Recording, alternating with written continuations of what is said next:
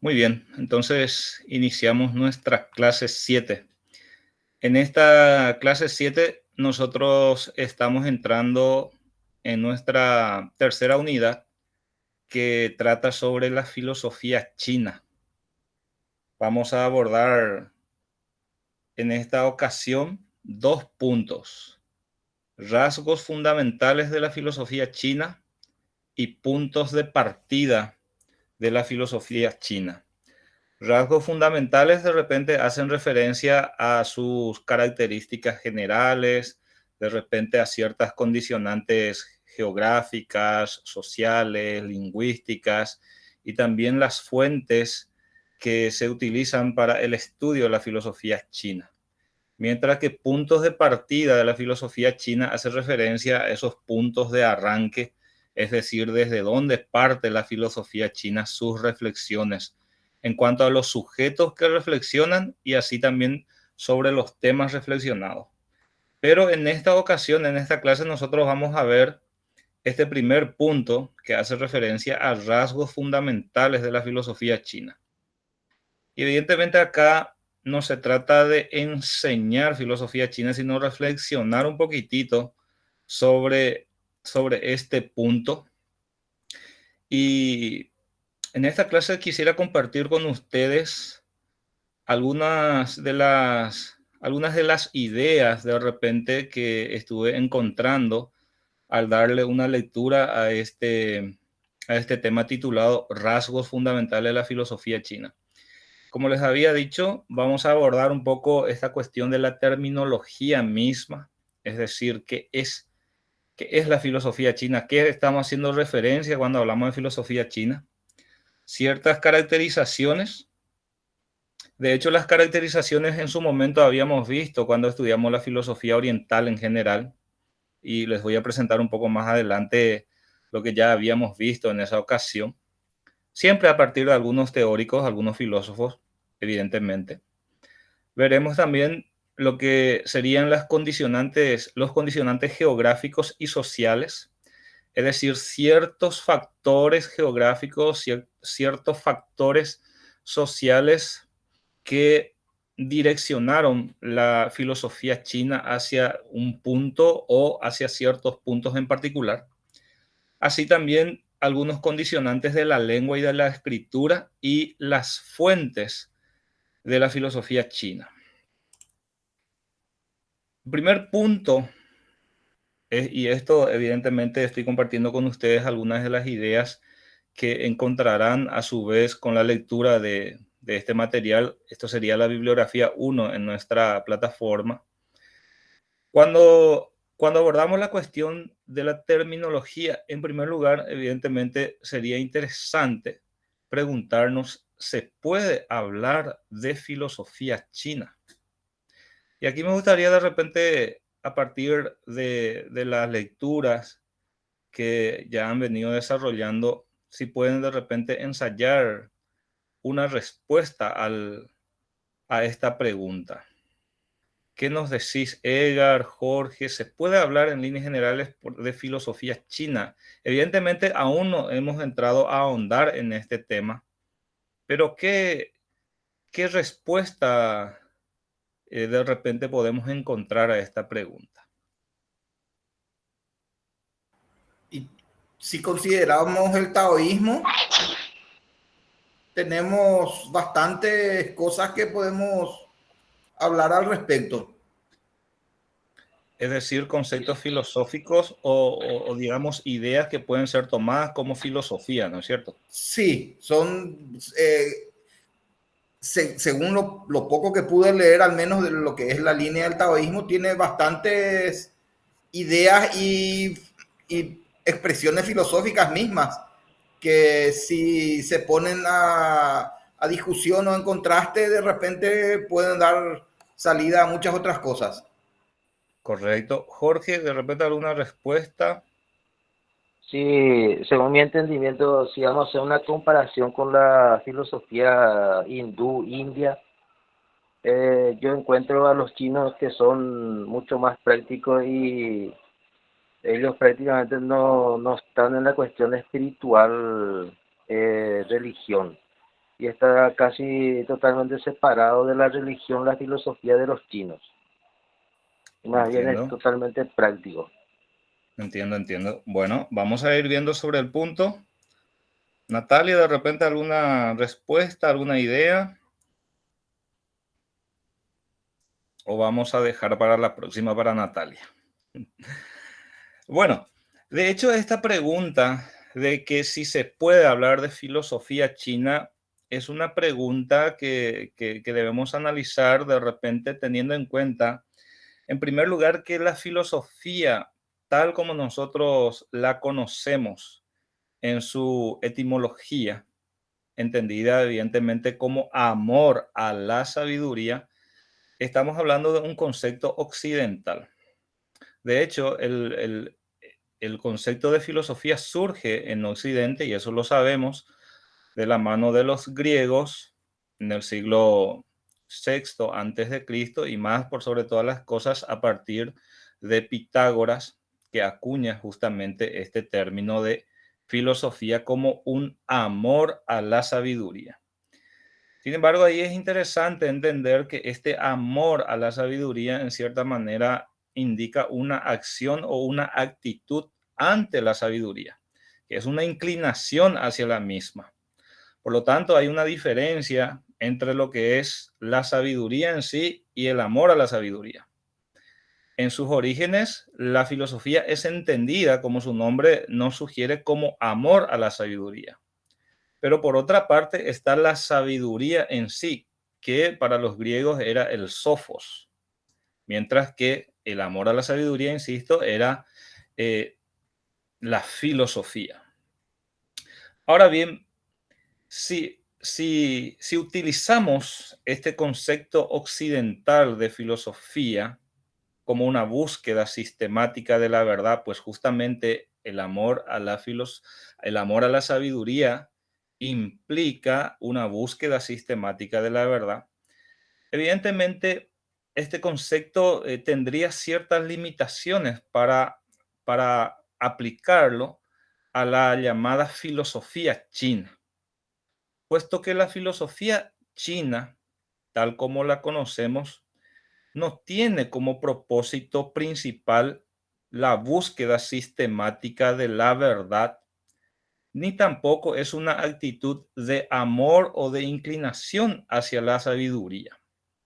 Pero nadie dudaría, por ejemplo, al leer sobre el budismo de repente en China, que ya tiene ciertas características particulares, o el taoísmo o el confucianismo, nadie puede dudar de que allí encontramos un alto grado de sabiduría, ¿no es cierto?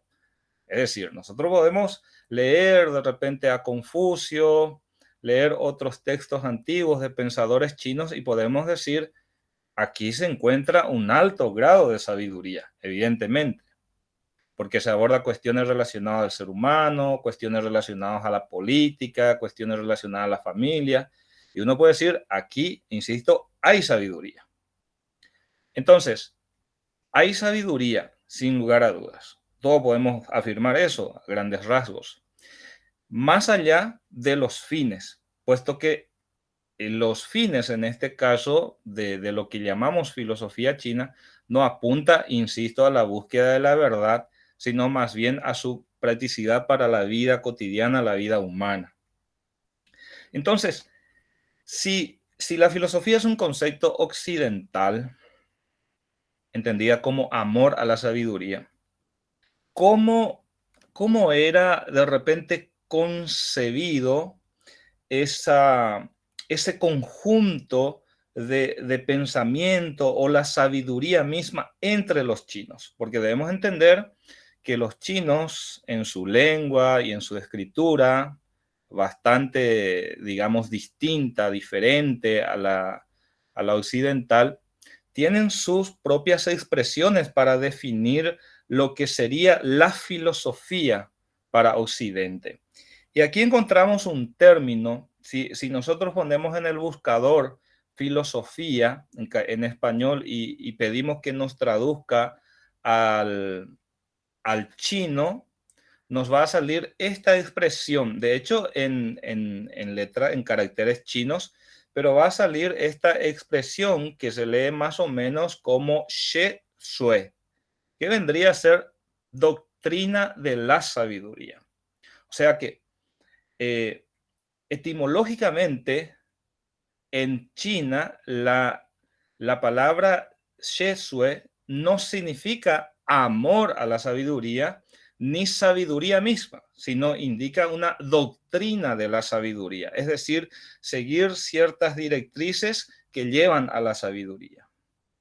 Esa es la expresión más común que nosotros, es el término más común que encontramos en la literatura china cuando hacen referencia a lo que nosotros en Occidente llamamos filosofía. Lo que para Occidente, insisto, entonces es filosofía, para los chinos es doctrina de la sabiduría entendida como She Sui. Ahora, hay otro concepto, o mejor dicho, hay otro término utilizado también para hacer alusión al pensamiento, a la cosmovisión de repente, que es Xi Xiang. Entonces, es interesante ver acá, insisto, que el concepto de filosofía se ve como doctrina de la sabiduría entre los chinos. Entonces, no es una búsqueda, digamos, de la verdad. No es una inclinación de amor hacia la sabiduría, sino, insisto, etimológicamente, una doctrina de la sabiduría. Ahora, el filósofo es visto entonces como un sujeto que aspira a la sabiduría, al conocimiento. Ahora bien, en China, desde la antigüedad, el término utilizado para referirse de repente al filósofo, lo que sería para nosotros filósofo, es la expresión sí, que se entiende como maestro o como filósofo, si bien es cierto, la expresión filósofo ya es una acepción secundaria. De ahí, por ejemplo, viene Confuci, que sería Confucio, ¿verdad? Lao Si, que sería Lao, y el Si, que es del maestro, que en otras ocasiones también inclusive se traduce como hijo. Entonces, eso nos lleva a entender entonces que, como nos dice Bauer, la filosofía se concebía precisamente como un magisterio que, si bien se destacaba frente a otros magisterios por su ámbito puramente intelectual, dice, en principio no se diferenciaba de la actividad del artista o del técnico.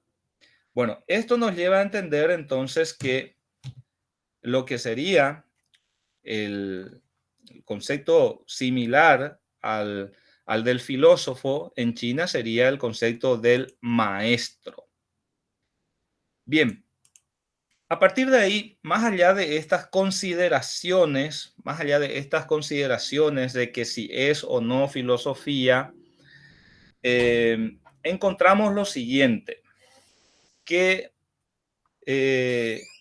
encontramos que, aquí abro un poco la puerta porque hace un calorcito ya, encontramos que todos los filósofos, ya sea de diversas corrientes, confucianismo, de repente el taoísmo, etcétera, son vistas como una unidad en sí.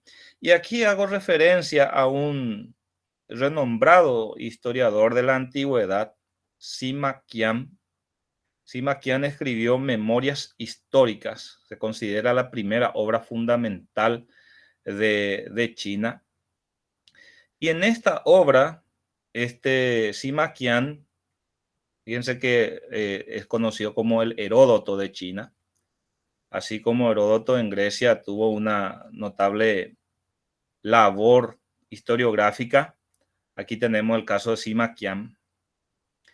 Y él trataba ya de manera conjunta a las diversas corrientes filosóficas y también identificaba que todas estas corrientes filosóficas tenían un propósito en común. De ahí que él decía, los eruditos del yin y el yang, que es una corriente filosófica, los confucianos, los moístas, los lógicos, los legalistas y los taoístas, todos ellos disputan un buen gobierno del mundo. Se diferencian solamente en que siguen y enseñan distintos caminos y en que son más o menos profundos.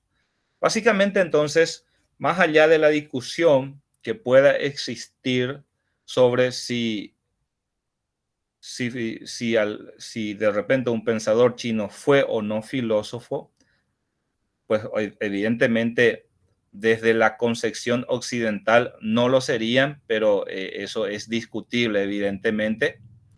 Pero más allá de esa discusión que puede existir, es interesante ver entonces que ya en la antigüedad todos estos pensadores eran en cierta manera identificados en un conjunto o agrupados en un conjunto. En este caso, en esta obra de Sima Qian. De ahí que encontramos también en esta obra que hay una relación muy estrecha entre filosofía, arte y artesanía, inclusive, y política.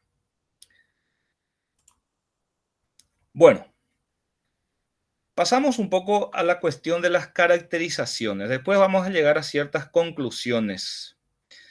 Este sujeto ya había aparecido en clases anteriores en uno de nuestros textos, Fen Youlan, un filósofo, historiador y escritor chino.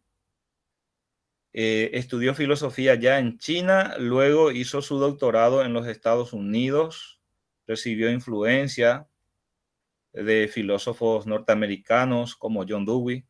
También encontramos, por ejemplo, que enseñó en varias universidades chinas. Enseñar filosofía en China no era tan fácil en aquel entonces, evidentemente. Escribió una obra bastante conocida, Historia de la filosofía china. Esta obra reavivó el interés del estudio de la filosofía en esa época. Hubo cambios importantes en lo político en China durante su permanencia en el lugar. Apoyó inicialmente el comunismo, posteriormente hay una represión de su propio trabajo durante la llamada Revolución Cultural. A pesar de todo, se mantuvo en China y continuó escribiendo. Ahora, Fen Youlan, ¿por qué viene en esta ocasión en esta clase? Justamente porque hace un tiempo, hace unas clases atrás, habíamos visto que en su obra él había caracterizado del siguiente modo al pensamiento de China. Y hay algunas características que señalé ahí porque vamos a volver a estas características posteriormente. Como por ejemplo, el gran destaque que le da al ser humano, eso sería uno. La escasa importancia que le da a la epistemología. La persecución de la sabiduría, no por la sabiduría misma, no por el conocimiento mismo, sino por su utilidad. Y también la carencia del desarrollo de un sistema de lógica. Y por último, una extensa y minuciosa discusión sobre el problema del cómo vivir, que se relaciona justamente sobre el destaque que se le da al hombre. Estas eran algunas de las características que ya habíamos visto en las clases anteriores. Ahora, con la lectura realizada, encontré estas caracterizaciones que quiero compartir con ustedes. Más allá de esa preocupación que vemos que vimos aquí en la diapositiva, como por ejemplo el destaque del hombre y la extensa discusión sobre el problema de cómo debe vivir el hombre, también encontramos que la filosofía china se caracteriza por su gran preocupación por la cuestión política. Justamente porque la política termina determinando también su orientación práctica y marcadamente social. Es decir, la filosofía china es práctica y social. Es práctica en el sentido de que busca una utilidad al ser humano para su día a día, para su cotidianidad, y social en el sentido de que apunta al buen manejo del gobierno. De ahí tenemos a Bauer nuevamente, y me permito compartir esta cita con ustedes. La filosofía china, dice, se refiere por completo al ser humano y está exenta de auténticas informaciones, no viéndose afectada por todos los peligros modernos que se deben en definitiva al rápido aumento de las informaciones.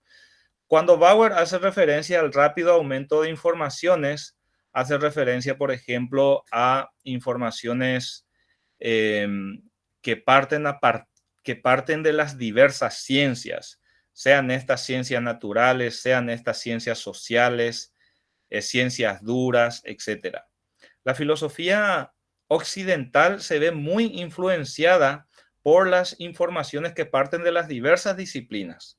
No obstante, en el caso de la filosofía china, como se centra por completo en el ser humano, no se ve afectada justamente por esas llamadas informaciones de otras disciplinas, puesto que sencilla y llanamente se centra en el ser humano.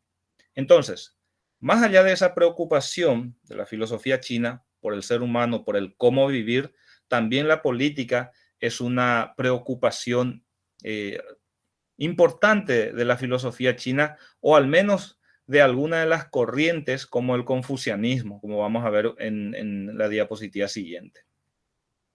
Entonces se valora que la filosofía china se refiere por sobre todas las cosas a los seres humanos, a algo que se vincula con su vida. Esta es una visión compartida por la mayoría de los historiadores chinos de la filosofía.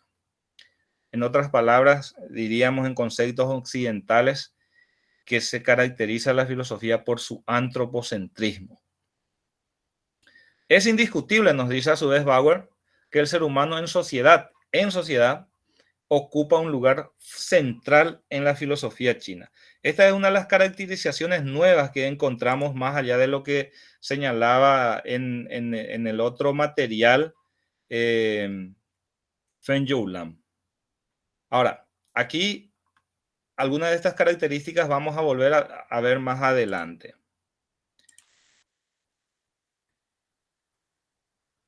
Bueno, a ver un poco.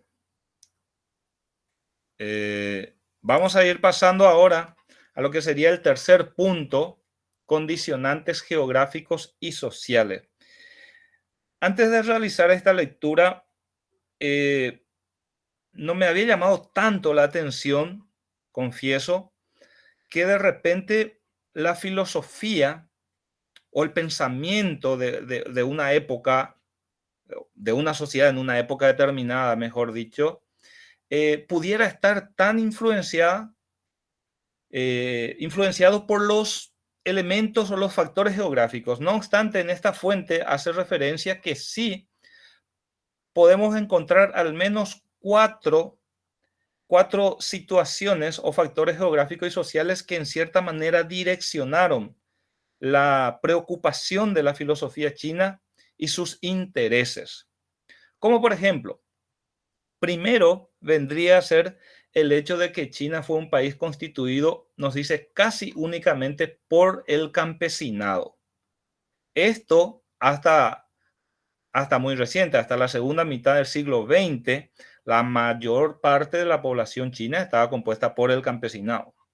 Entonces, el hecho de que estuviera compuesto casi exclusivamente por el campesinado, evidentemente direcciona también los intereses de los pensadores de la época. De ahí que surgen, por ejemplo, la atención al ciclo de la naturaleza, se valora la paciencia, puesto que no se puede apurar a la naturaleza, hay esa capacidad de espera. En otras palabras, este factor social, en cierta manera, orienta los intereses y el desarrollo de ciertos valores dentro de la filosofía china en general. Y esto es posible observar no solamente en una de las corrientes. Y aquí tenemos a este estudioso también de la filosofía china, ya de la era moderna, Wu Shihui. Fíjense, esto evidentemente no son palabras de aliento para la filosofía china, pero es muy interesante cómo concebía él a la filosofía. Dice, declaró una vez de forma despectiva que la filosofía china no era más que las habladurías ingenuas de campesinos que durante el ocioso invierno calentaban sus espaldas bajo el sol de la tarde y cavilaban a solas. Sea como fuere, con ello se había preestablecido una determinada orientación de los intereses, así como ciertas ideas acerca de los valores. O sea, más allá de que Wu Shihui haya o no tenido razón, lo cierto y lo concreto es que la configuración social direccionó también los intereses de la filosofía china.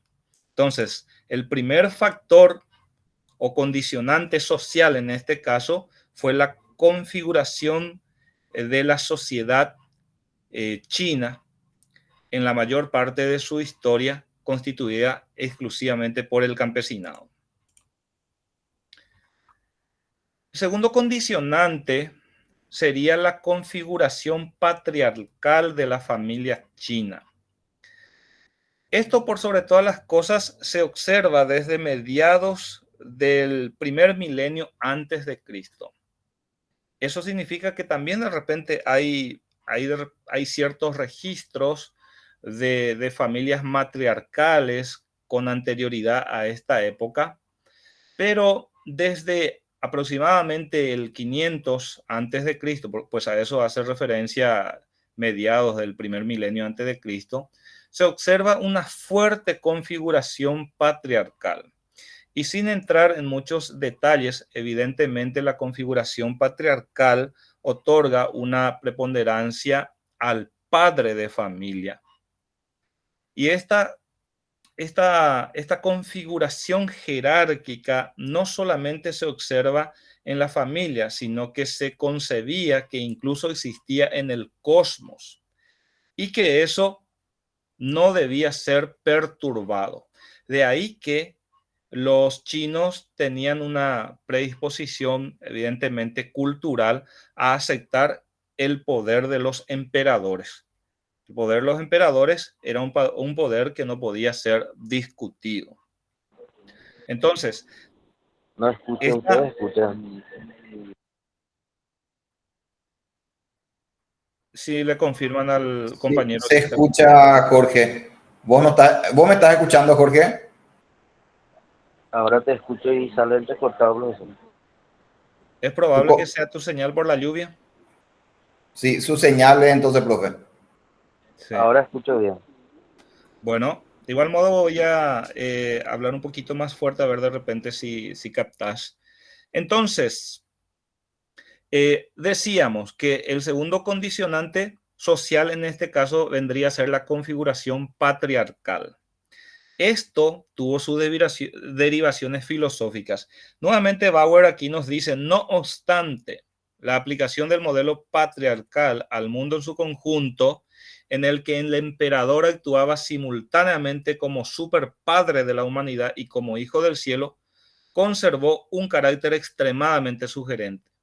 La evidencia manifiesta de este sistema de orden legitimó e inspiró conceptos esenciales de la filosofía, concretamente dentro del confucianismo. O sea que nosotros podemos observar que esta configuración patriarcal de la familia china tiene su extensión política y a su vez eso se evidencia en la concepción de la sociedad por parte del confucianismo en este caso.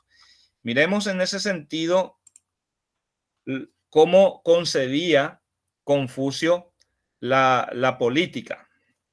En algunas de estas expresiones podemos encontrar, por ejemplo, cómo se habla de una cierta es una palabra un poco complicada, imperturbabilidad de ese orden. Veamos. Cuando le preguntan sobre la política, en primer lugar, él dice, limítate a cultivar la piedad filial, sé bondadoso con tus hermanos y ya estarás contribuyendo a la organización política. Esa es también una forma de acción política. No es necesario participar forzosamente en el gobierno. Segundo punto, y esto hace referencia a lo que decíamos recientemente. Deja que el señor sea señor y que el súbdito sea súbdito, que el padre sea padre y que el hijo sea hijo. Es decir, cada quien en su respectivo lugar establecido por el cosmos. Gobernar es ser recto. Si te comportas rectamente, ¿quién se atrevería a no hacerlo? Siguiente. Si un hombre puede conducir su vida rectamente, las tareas del gobierno no serían problema para él. Si no puede conducir su propia vida con rectitud, ¿cómo podría conducir rectamente a los demás? Y por último, haz feliz a la población local y atrae emigrantes de lejos. Lo que vendría a ser un consejo de Confucio, evidentemente, a los que están en la política. Y esto encontramos en las analectas de Confucio. Entonces, la política, como habíamos dicho en las caracterizaciones, tiene una importancia fundamental también en la filosofía china y por sobre todas las cosas en el confucianismo. El tercer condicionante, en este caso sería un condicionante geográfico, y nuestro texto habla del régimen de las aguas en forma de construcciones hidráulicas y de regadío que exigían la coordinación de enormes masas humanas. Hasta el día de hoy, y estas son imágenes que extraje de internet, evidentemente, hasta el día de hoy observamos a grupos numerosos de chinos trabajando de manera conjunta, de una manera así mancomunada, apoyándose mutuamente. Y esto no es una decisión particular, no es una decisión cultural ni cosa por el estilo, sino más bien es algo necesario, puesto que en caso contrario no se va a poder aprovechar correctamente este régimen de aguas que sirve para los regadíos y las plantaciones. Entonces, el hecho de que los chinos desde la más remota antigüedad tuvieron la necesidad de trabajar en conjunto, se terminó estableciendo una actitud fundamentalmente anti-individualista y que siempre entonces buscaba integrar al individuo en el grupo. Entonces, este deseo de integrar al individuo en el grupo se puede observar en varios campos, nos dice Bauer, de la filosofía china. Entonces, hasta el momento tenemos tres aspectos interesantes. Primero, la composición social de la población china, es decir, la configuración constituida casi por completo por campesinos. Segundo lugar, la configuración patriarcal de la familia. Y en tercer lugar, un factor geográfico que hace referencia al régimen de las aguas que exigía una coordinación de enormes masas humanas. Por último, también un factor geográfico que condicionó evidentemente la filosofía china es su situación continental. La China actual evidentemente es un país mucho más grande de lo que estamos observando aquí en el mapa, pero esta era la China de repente durante la dinastía Zhou, que es la época en que surge lo que llamamos filosofía china. Y como podemos observar, era en cierta manera, como nos dice nuestro texto, un pueblo aislado del exterior por medio de mares y montañas. Y esto, a su vez, hizo que se resguardara de influencias externas. Entonces, 4 fueron los elementos condicionantes geográficos y sociales de la filosofía china. Ahora, también, y este ya es el penúltimo punto, también encontramos condicionantes de lengua y escritura.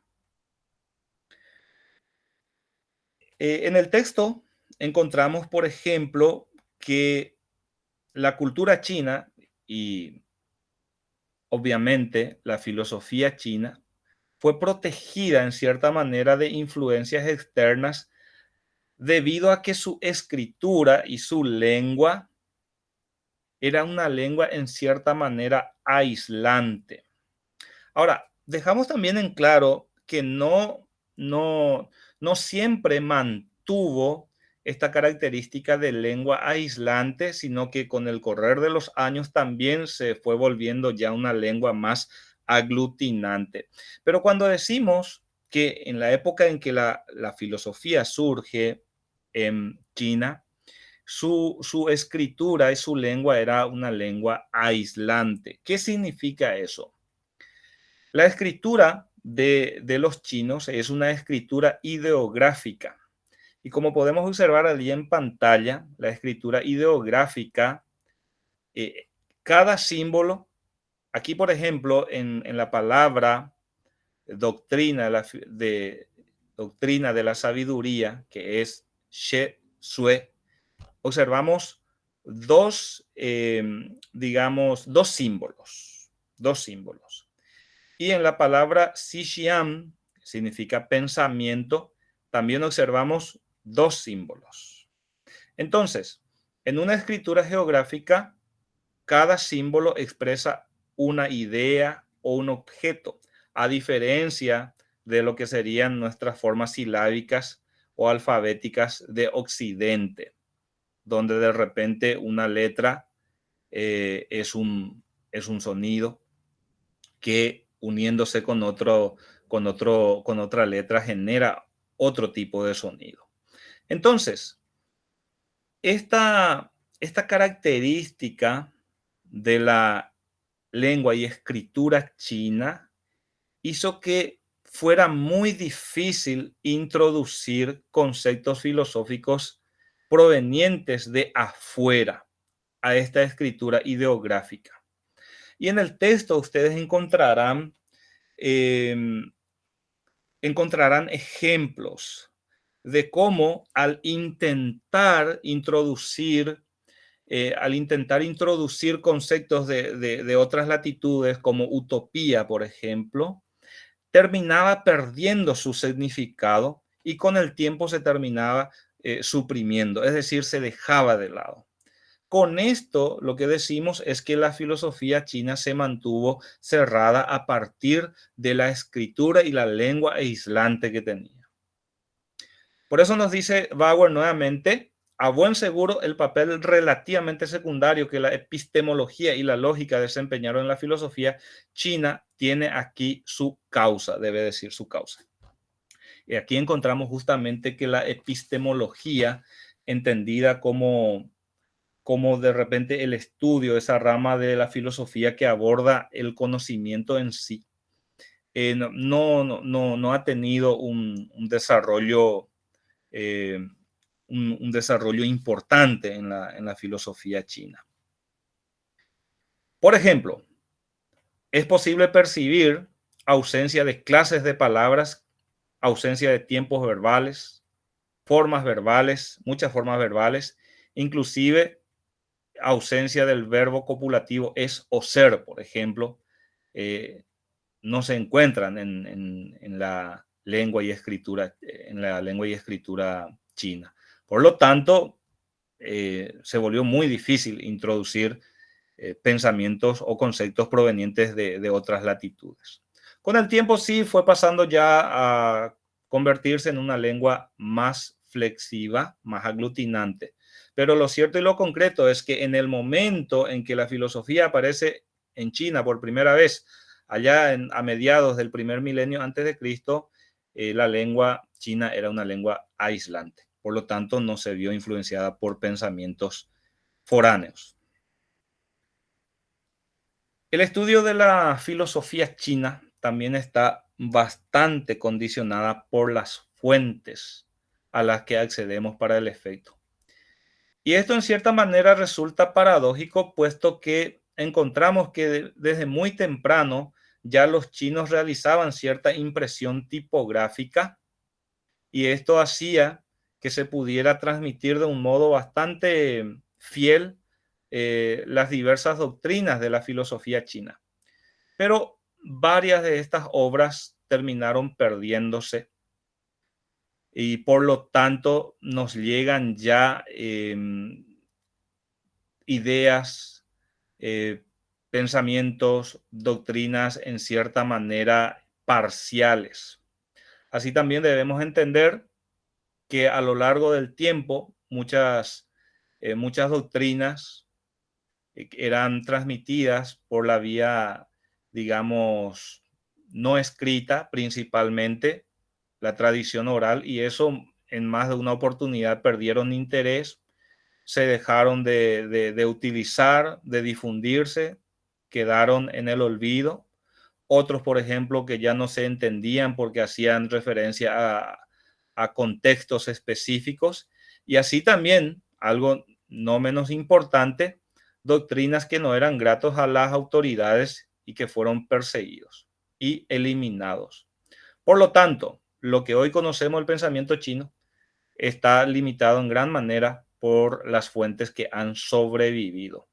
Y aquí surge un problemita más, nos dice nuestro texto, que inclusive en los textos que han sobrevivido hay tergiversaciones de ideas originales que se hacían para debilitar escuelas que se enfrentaban entre sí.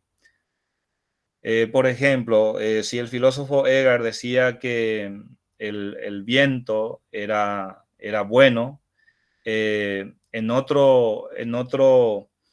repente en otro texto se le citaba a Edgar diciendo que el viento era malo. Es decir, de un modo, un ejemplo bastante sencillo, lo que quiero decir es que uno de los problemas también que encontramos en el momento de estudiar las fuentes de la filosofía china es que ellos hacen citaciones así sin mucho cuidado. Y muchas veces estas citaciones, digamos, no corresponden a la verdad. Se atribuyen ciertos dichos a personajes célebres. Así, por ejemplo, estos personajes célebres, de ser adversarios de repente de una doctrina, pasan a ser partidarios de la misma. Es decir, había un uso poco criterioso de las citas. Y eso cuando leemos Analectas de Confucio, eso encontramos.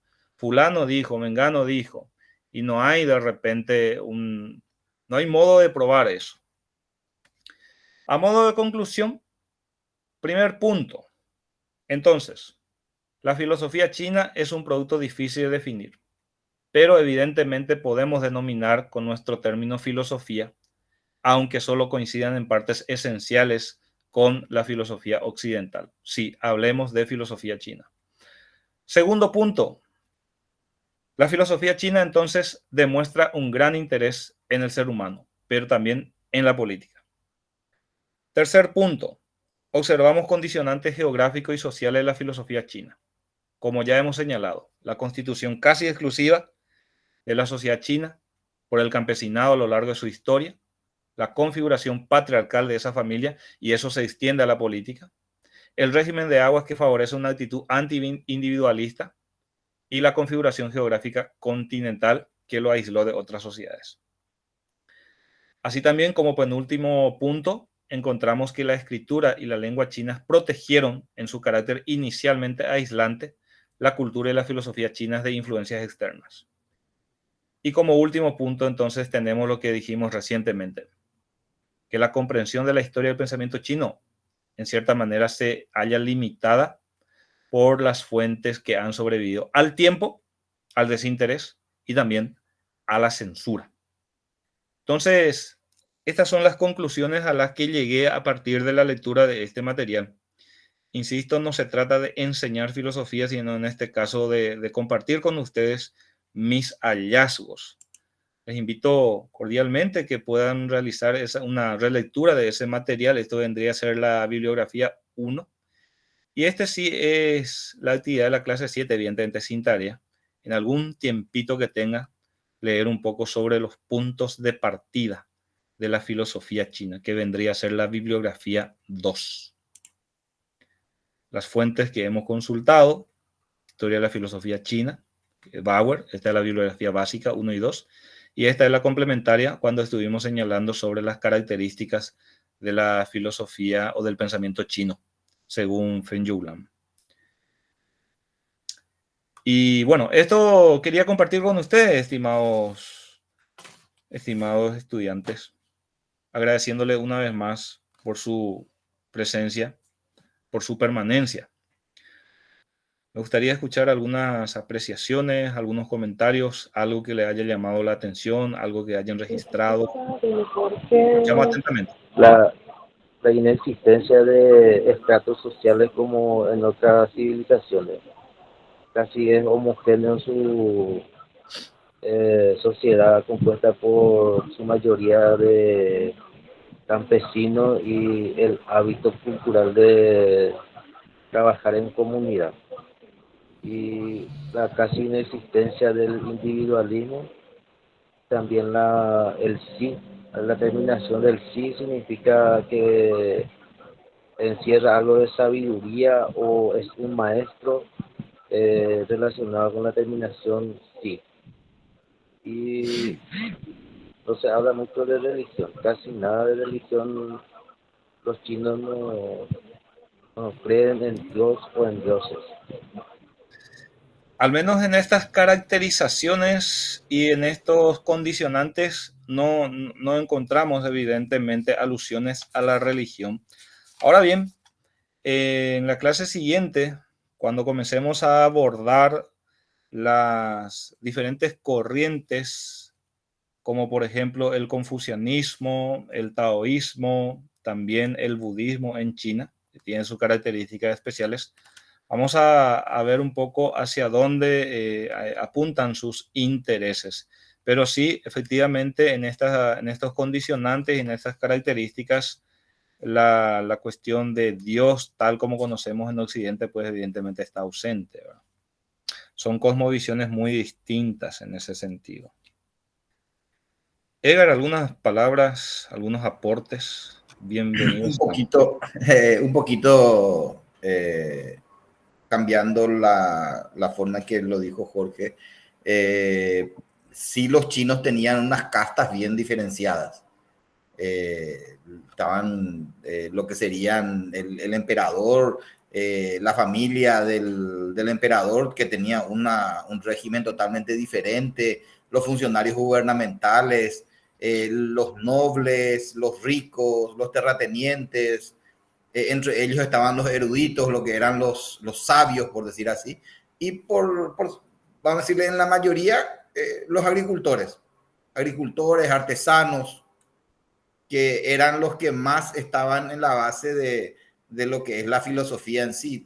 Evidentemente que el respeto que se implementaba era, vamos a decirle, totalmente horizontal. El que gobernaba era el emperador y el resto tenía sus ciertos poderes, pero el emperador era lo superior. Hasta hoy día creo que inclusive toda la línea oriental tienen esa fuerza de trabajar en conjunto. No son individualistas. Le ven a la sociedad como algo dependiente de cada uno. Si yo no hago, entonces la sociedad sufre. No es solamente yo sufro, sino que ven de que cada uno es parte de la sociedad y todo trabajo que hagan es para la sociedad. Mismo se tuvo muy en cuenta con el tema de la pandemia.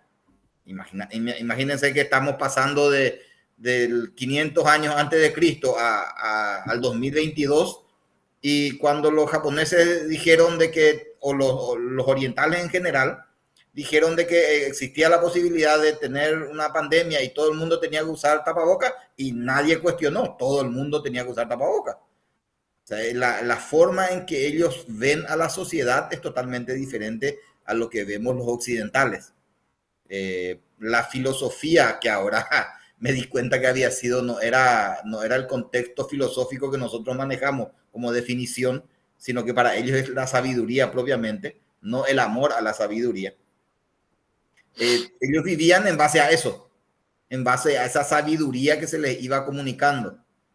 La forma esta patriarcal que ellos manejaban siempre, vamos a decir, el contexto era porque era la forma en que ellos veían a la autoridad superior. O sea, si dentro de la casa estaba el papá, entonces el papá era el que mandaba dentro de la casa. Y los hijos eran hijos y el resto estaba dentro del contexto social, pero cada familia era un imperio independiente, por decirlo así.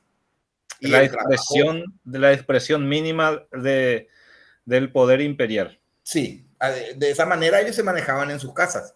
Y la misma cosa que al trabajar en la sociedad, todos trabajaban juntos. Sí. No, cada uno en su casta, por decirlo de cierta manera, pero todos trabajaban juntos y orientados hacia un bien común, un bien mayor, no hacia mi beneficio personal, sino que al beneficio del conjunto.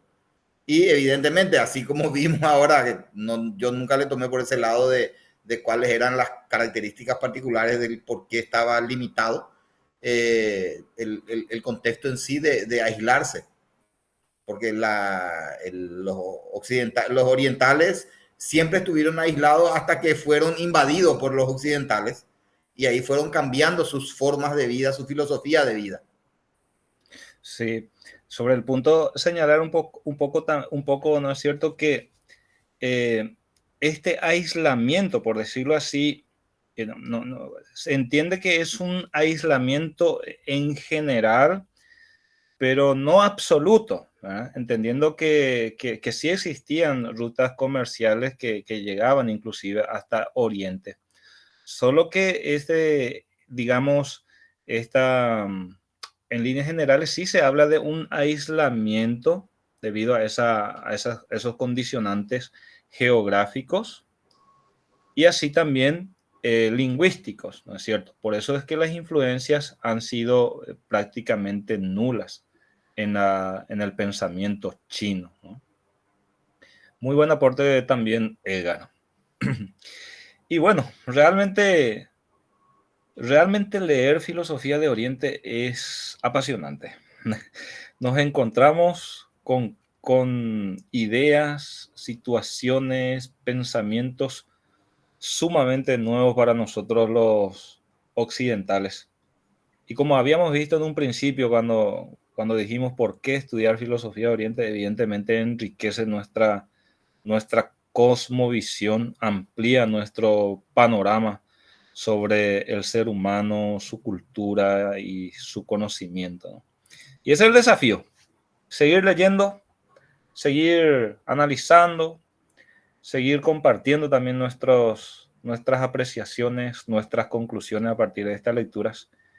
Y nuevamente les agradezco por participar en esta clase y escuchar entonces estas reflexiones a partir de esta lectura, de este material que tienen ahí disponible. Gracias, profesor. Estamos. Y vamos cerrando entonces nuestra clase de hoy. Les mando un abrazo, que estén bien, a las órdenes siempre y muchos éxitos. Buenas noches. Gracias, profesor, Gracias. compañero. Igualmente. Ha sido un gusto. Buenas noches. Un gusto. Gracias.